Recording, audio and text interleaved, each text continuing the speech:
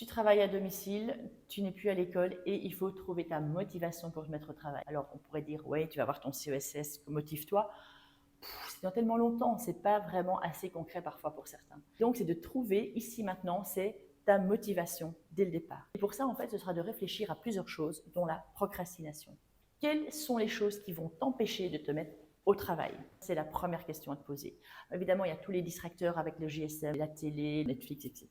Mais il y a aussi des raisons internes à toi-même qui vont faire que tu ne passes pas à l'action. En général, les premières réponses que tu vas avoir ne sont pas des vraies réponses. Ça peut être « ouais, je suis pas en forme, j'ai la flemme, etc. » Ok, mais qu'est-ce qu'il y a là derrière? C'est ça qui serait intéressant d'y répondre. Je te mets d'ailleurs un document ici dans la description. Toutes les questions à se poser pour avoir la vraie réponse. Est-ce que c'est parce que tu ne sais pas comment t'organiser, parce que tu as peur du résultat, parce que la montagne est beaucoup trop grosse pour démarrer et que du coup, c'est trop lourd? Par rapport à ça, c'est de trouver tes vraies réponses. Qu'est-ce qui t'empêche vraiment de te mettre au travail?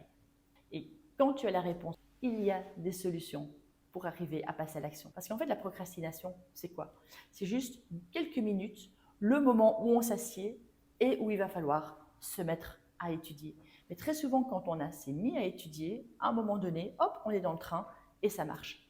Donc, ce sera d'arriver à trouver les choses qui te permettent de te mettre au travail. Dans ce document, il y a plein d'idées, donc je reviens dans d'autres vidéos.